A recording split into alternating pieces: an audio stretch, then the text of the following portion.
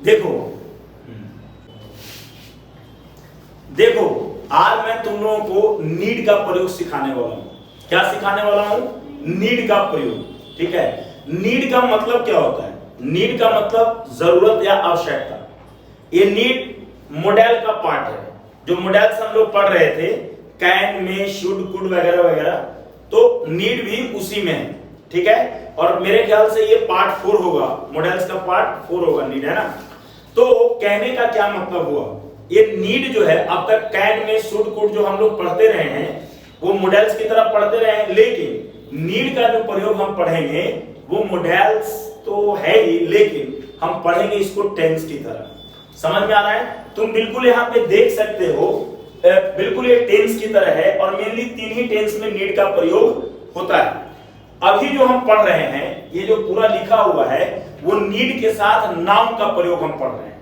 अभी क्या पढ़ने जा रहे हैं? नीड के साथ नाउन का प्रयोग पढ़ने जा रहे हैं।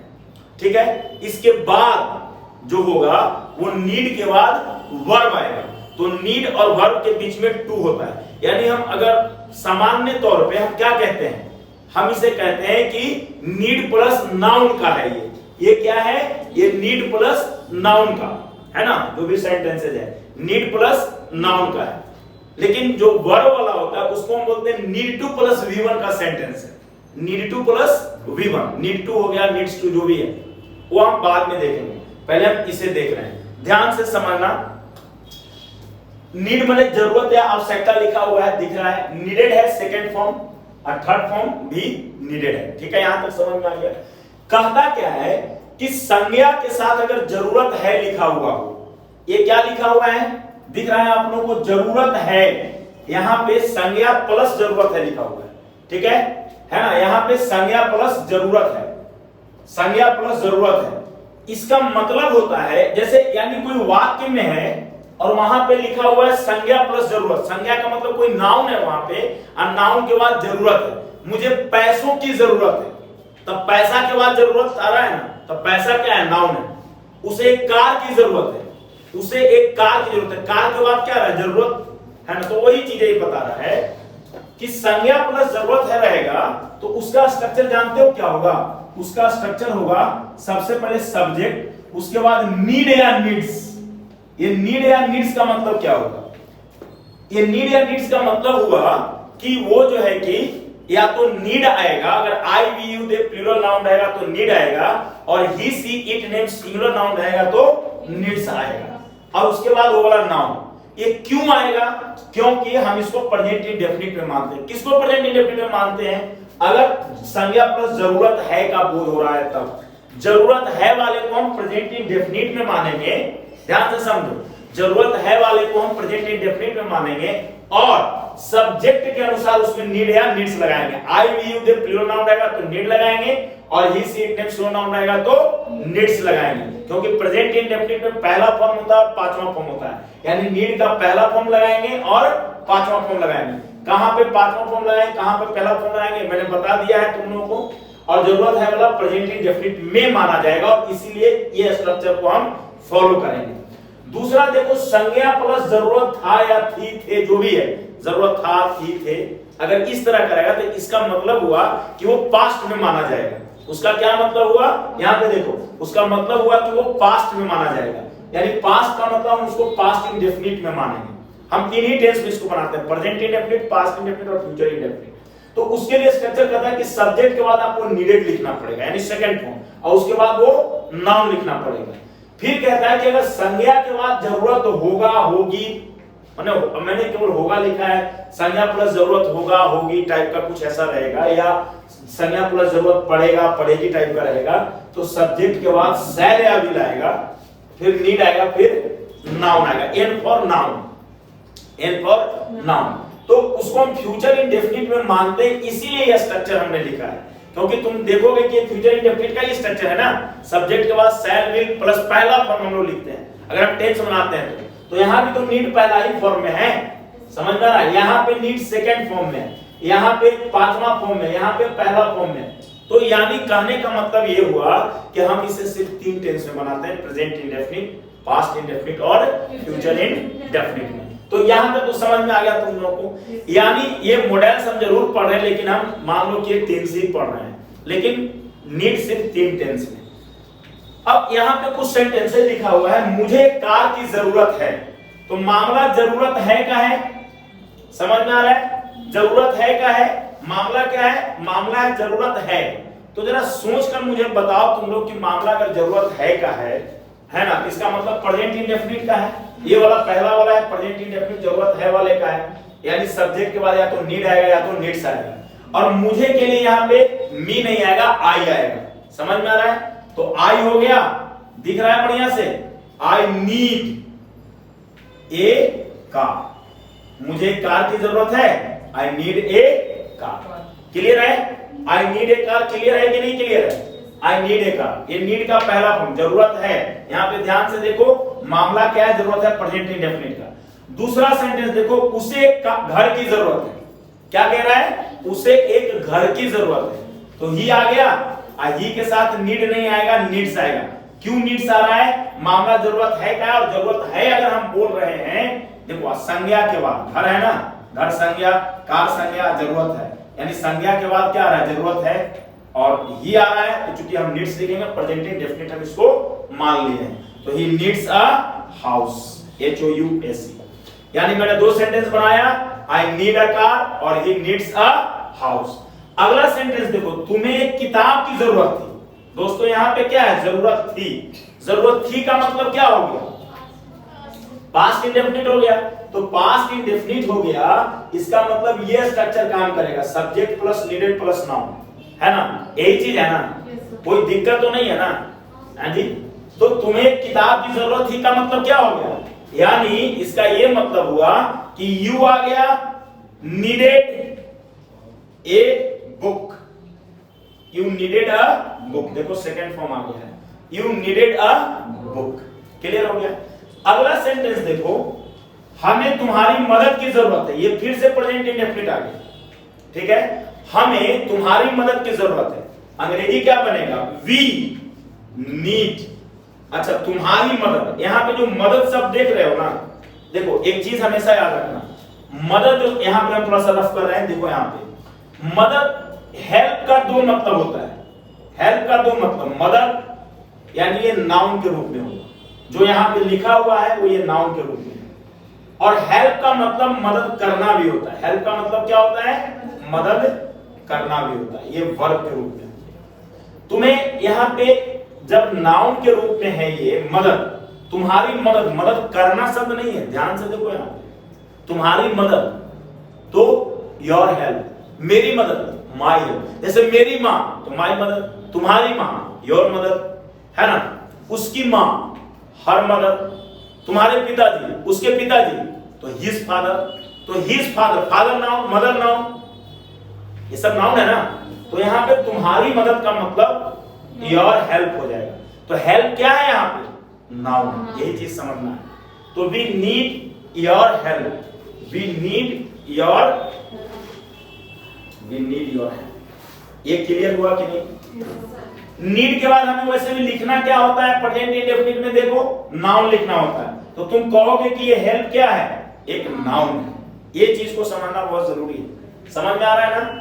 है ना? और ये भी समझ में आया तुम लोगों को कि हेल्प नाउन भी होता है और वर्ब भी होता है। तो यहाँ पे हेल्प नाउन के रूप में है, तो हम नीड के बाद नाउन ही डालेंगे ना, तो तुम्हारी मदद का मतलब योर हेल्प हो गया। ये चीज को बहुत ढंग से समझना है।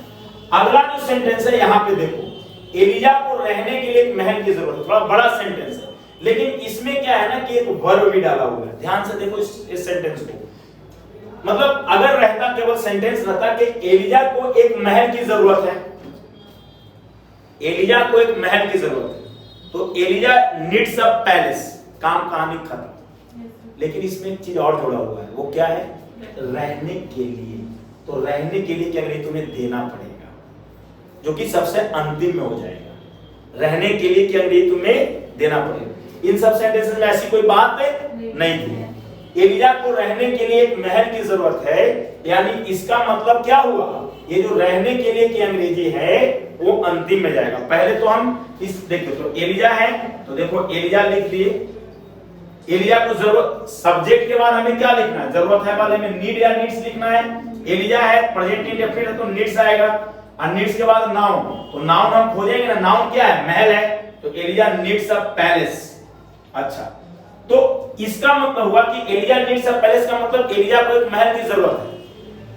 अब है रहने के लिए, तो रहने के लिए की अंग्रेजी क्या होगी, to leave, to live in हो जाएगा, टू लिव इन। ध्यान से एक चीज को देखो, रहने के लिए, ध्यान से देखो यहाँ पे, जब मैं इंफिनिटिव पढ़ा रहा था, तो तुम लोगों को मैंने बताया था खाने के लिए टू ईट, पढ़ने के लिए टू रीड, और मैंने साथ में ये भी बताया था कि पढ़ना और पढ़ने के लिए क्या नहीं, टू रीड, यानी टू रीड का दो मतलब, पढ़ना और पढ़ने के लिए, टू स्पीक का दो मतलब, बोलना और बोलने के लिए, ठीक है, टू लिव का दो मतलब, रहना और रहने के लिए, मैंने बताया था या नहीं, तो रहने के लिए यहाँ पे टू लिव इन हो गया, ठीक है। तो Alia needs a palace to live in, महल है तो live in, Alia needs a palace to live in, ठीक है। यहाँ पे एक एक्स्ट्रा चीज आ गया, तो इसको हम 2+V1 में इधर दे दिए, इन सब में कुछ नहीं था वर्ब, तो हमने नहीं दिया था। तुम्हें वहां जाने के लिए कार की जरूरत थी, तुम्हें वहां जाने के लिए एक कार की जरूरत थी, पास्ट में है, अंग्रेजी क्या बनेगा, यू नीडेड ए कार, है ना। अब तुम तो यहाँ पे सब्जेक्ट ले आए, नीडेड ले आए, नाउन भी लेकर के चले आए, यू नीडेड अ कार, है ना। जाने के लिए तो टू गो, कहां जाने के लिए, वहां, टू गो देयर, होगा या नहीं, you needed a car to go there. अगला जो सेंटेंस है वो समझो, अगला सेंटेंस क्या है, अगला सेंटेंस है तुम्हारे भाई को मेरी मदद की जरूरत होगी, तुम्हारे भाई को, यानी योर ब्रदर, ध्यान से देखो, योर ब्रदर विल, क्योंकि जरूरत होगी, यानी ये फ्यूचर वाला है। देखो ना भाई, संज्ञा है ना, देखो कार संज्ञा था, जरूरत थी, महल संज्ञा जरूरत है, यानी संज्ञा के बाद जरूरत है, जरूरत था, जरूरत होगी, इस तरह से, तो जरूरत होगी, है ना। तो योर ब्रदर विल नीड, मेरी मदद है तो माई हेल्प हो जाएगा, ये नाउन है ना, माई हेल्प, अभी तो पढ़ा है, तो your brother will need my help, future का भी मैंने एक सेंटेंस तुम लोगों को पढ़ा दिया, तो मेरे ख्याल से तुम लोगों को इसमें कोई दिक्कत नहीं होना चाहिए। अब एक सवाल यहाँ पे आता है कि अगर इसका निगेटिव हुआ तो क्या होगा। भाई तुम प्रेजेंट इंडेफिनिट का निगेटिव क्या बनाते थे, do not, does not, like बनाते थे कि नहीं, पास्ट इंडेफिनिट का निगेटिव क्या बनाते थे, फ्यूचर इंडेफिनिट का शैल नॉट, विल नॉट, तो ये भी होगी, वैसे ही होगा, ठीक है। कुछ सेंटेंस मैं निगेटिव में लिख दे रहा हूँ, सिखा दे रहा हूँ, ठीक है ना। तो अब मैं इन्हें मतलब ये कर रहा हूँ, ध्यान से समझना तुम, ठीक है। अगर हम निगेटिव सेंटेंस करें, है ना, मैं 2-3 सेंटेंस निगेटिव में लिखूंगा, इंटरोगेटिव में लिखूंगा, ये बहुत इंपॉर्टेंट चीज है, इसको सीखना बढ़िया से, ठीक है, ध्यान से देखो। मैं कहूं कि निगेटिव सेंटेंस में तुम क्या करोगे, कुछ नहीं करोगे, do not, does not, did not का प्रयोग होगा, क्योंकि जब कोई चीज का जब टेंस ही है, प्रेजेंट इंडेफिनिट ही है, तो हम उसी के अनुसार बनाए। जैसे मैं बोलूं कि तुम्हें हमारी मदद की जरूरत नहीं है, मदद की जरूरत नहीं है, जरूरत नहीं है, ध्यान से देखो, तुम्हें हमारी मदद की जरूरत नहीं है का मतलब क्या हुआ, यू डू नॉट, बिल्कुल आ जाएगा, नीड और हेल्प, होगा या कि नहीं होगा, ठीक है। मैं कहूं कि तुम्हारे भाई को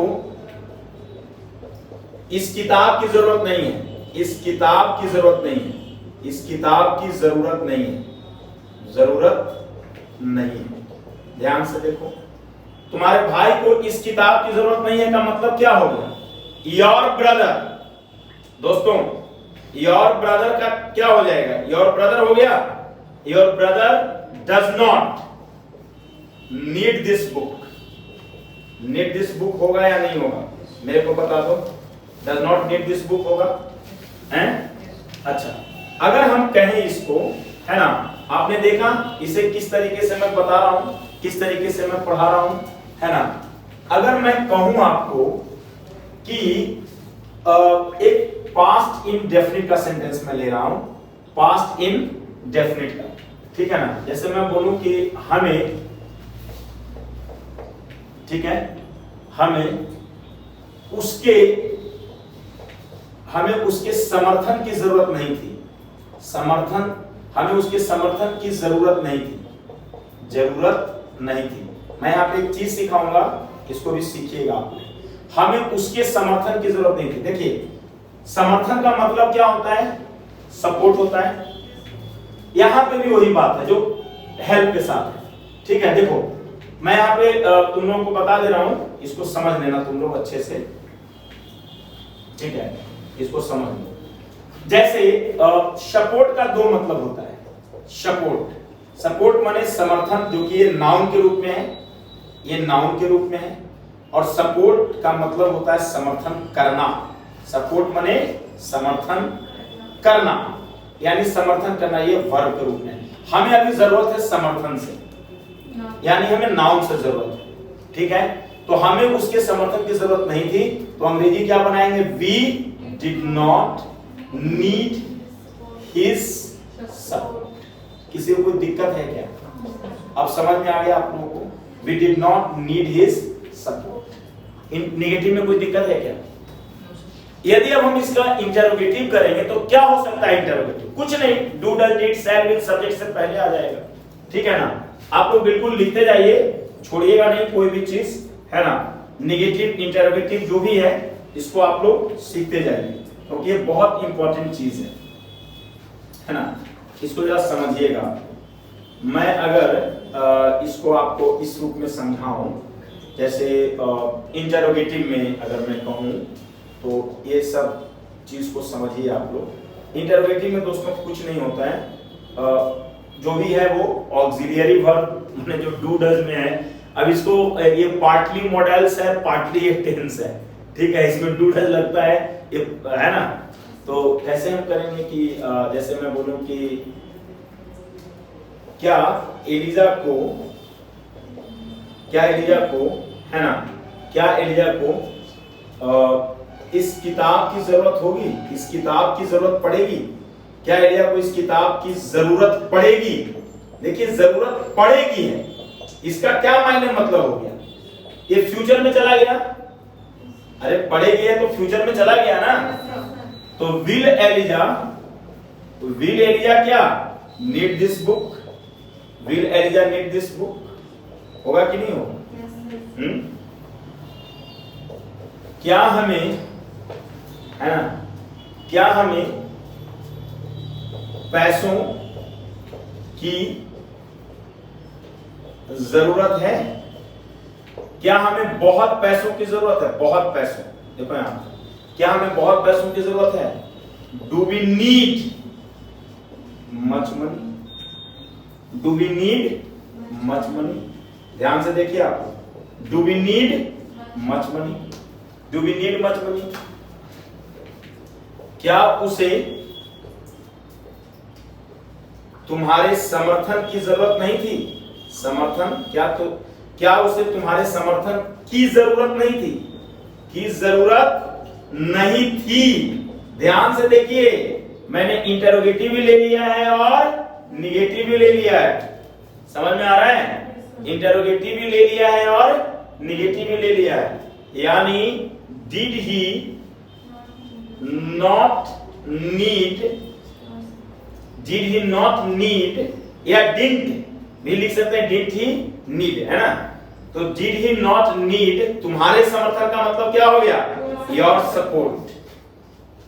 ये आप इंटरोगेटिव में हो। 3 सेंटेंस दोस्तों मैंने इंटरोगेटिव में लिखा है। 3 सेंटेंस मैंने कहां लिखा है?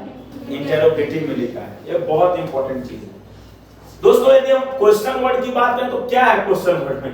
क्वेश्चन वर्ड में कुछ नया तो है नहीं, वैसे ही है सब, है ना। तो आप लोगों ने देखा कि ये किस तरीके से मैंने चीजों को पढ़ाया है ना। है ना। जैसे मैं कहूं कि तुम्हें, देखिए अब मैं क्वेश्चन वर्ड में आ रहा हूं। यहां पे देखिए मैं क्वेश्चन वर्ड मैंने लिख दिया है, अब क्वेश्चन वर्ड का सेंटेंस इसमें होगा। 1-2 सेंटेंस क्वेश्चन वर्ड का, है ना। जैसे मैं कहूं कि तुम्हें रहने के लिए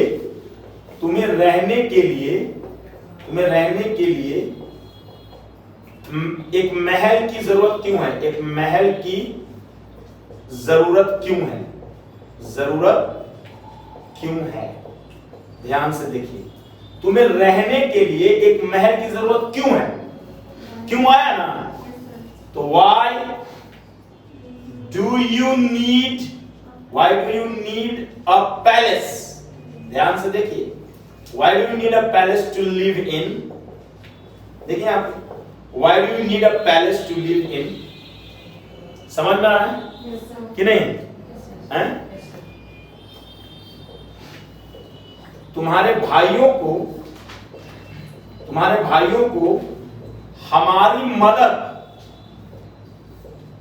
हमारी मदद की जरूरत कब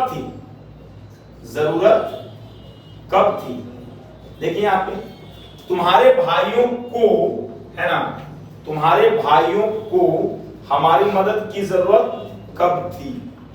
ये दिख रहा है कि नहीं? कब थी? ये दिख रहा है? तुम्हारे भाइयों को हमारी मदद की जरूरत कब थी? यहां पे देखिए, तुम्हारे भाइयों को हमारी मदद की जरूरत कब थी? सेंटेंस कैसे बनेगा? when did your brothers, है ना, need our help? देखो, need our help हम ऐसे लिख दे रहे हैं, इधर लिख दे रहे हैं, need our help, ये नाउन के रूप में आ रहा है। When did your brothers need our help?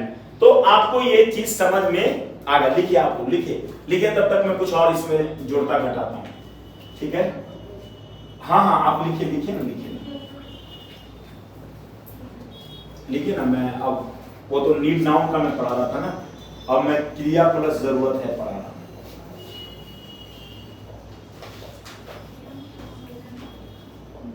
लिखिए आप लोग, जल्दी से लिखिए।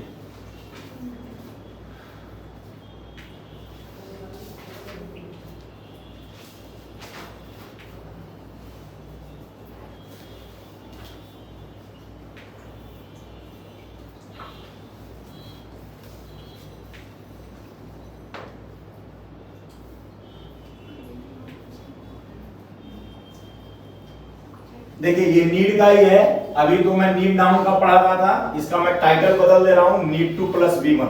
ध्यान से देखिएगा, नीड टू प्लस V1, ठीक है? वैसे जरूरत थी नहीं, दिख रहा है title, need to plus V1, ठीक है? जरूरत थी नहीं ये नीड टू प्लस V1 का। अब हम तुमको पढ़ाएंगे क्रिया प्लस जरूरत है। क्या पढ़ाएंगे? क्रिया प्लस जरूरत है। देखो, मैंने क्रिया लिख दिया, पहले संज्ञा था ना, अब मैं क्रिया, यानी ऐसे वाक्य पढ़ाएंगे कि क्रिया के बाद जरूरत है लगा रहेगा। अब तुम्हें हम ऐसे वाक्य पढ़ाएंगे कि क्रिया के बाद जरूरत था थी लगा रहेगा। अब तुम्हें हम ऐसे वाक्य पढ़ाएंगे कि क्रिया के बाद जरूरत होगा पड़ेगा टाइप का लिखा रहेगा। यानी वो सारी चीजें भी वैसे ही होंगी जैसे ये था, ये बिल्कुल सब कुछ वैसे ही होंगी, इसमें कोई तब्दीली नहीं होगा। समझ में? वैसे ही प्रेजेंट इंडेफिनिट में रहेगा, पास्ट इंडेफिनिट में रहेगा, सब कुछ इसमें और उसमें कोई अंतर नहीं होगा। सिर्फ यही फर्क होगा कि उसमें नाउन होता था और इसमें क्रिया हो जाएगा। जैसे देखो, मैं तुम्हारे सामने स्ट्रक्चर लिख रहा हूं, क्रिया प्लस जरूरत है। देखो, टाइटल मैंने चेंज कर दिया, नीड टू प्लस V1 अब मैं पढ़ा रहा नहीं, दूसरा स्ट्रक्चर है ये। पहले हम लोग नीड प्लस नाउन चल रहा था, पढ़ा रहे थे हम लोग, चल रहा था, और अब नीड टू प्लस V1 है, टाइटल चेंज है। क्रिया प्लस जरूरत है, क्रिया प्लस जरूरत था थी, क्रिया प्लस जरूरत होगा पड़ेगा। इसका स्ट्रक्चर क्या होगा? इसका स्ट्रक्चर होगा क्या? कुछ नहीं होगा।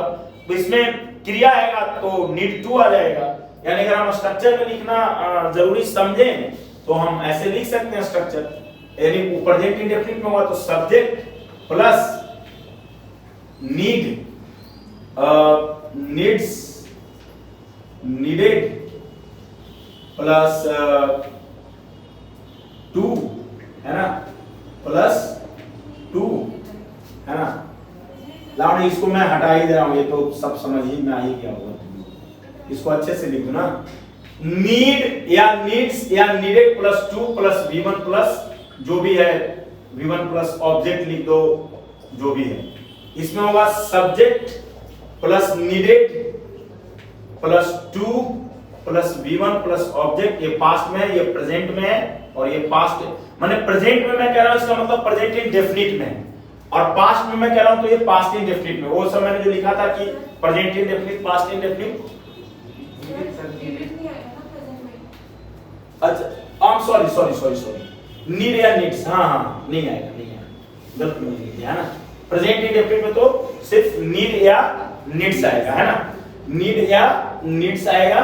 और नीड और नीड्स के बाद क्या आएगा, प्लस टू आएगा, प्लस V1 प्लस ऑब्जेक्ट, है ना, सब्जेक्ट प्लस नीड या नीड्स आएगा, है ना, नीडेड नहीं आएगा, नीडेड तो इसमें आएगा ना, subject plus needed to plus V1 object. और उसी तरह फ्यूचर में अगर हम आएंगे तो क्या देखेंगे, सब्जेक्ट प्लस शैल या विल, है ना, प्लस नीड टू मतलब नीड टू का मतलब need plus two plus V1 plus object लिखो। क्या ये समझ में आ गया ना, मतलब इसमें कुछ है नहीं, इसमें वर्ब केवल रहेगा और क्या, वर्ब रहेगा तो वही टू लग जाता है, ठीक है। जैसे वांट टू लाइक टू में कैसे होता था, आप लोगों ने पढ़ा होगा ना, वांट टू लाइक टू में पढ़ा होगा ना, कैसे पढ़ा था, टू के बाद वर्ब लग जाता था, नहीं है ना।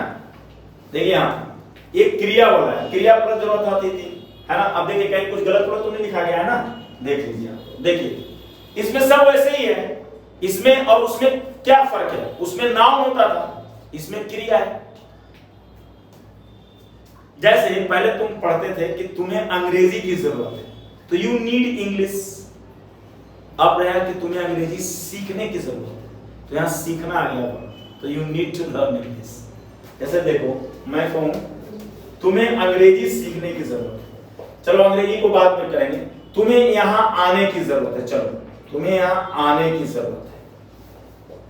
अब यहां पे आना है तो आना वर्ब हो गया, देखो यानी ऐसे देखो तो दो चीज यहां पे है, ध्यान से समझो, एक आना और एक जरूरत है, ये दोनों क्रिया है। तुम पढ़ रहे हो मॉडल्स, वो सही है, ठीक है, लेकिन इसका प्रयोग क्रिया की तरह ही तो हुआ है, तभी तो इसका सेकंड फॉर्म हो रहा है नीड वाले का, है ना, फिफ्थ फॉर्म हो रहा है, ये सारी चीजें हो रही या नहीं हो रही, ठीक है।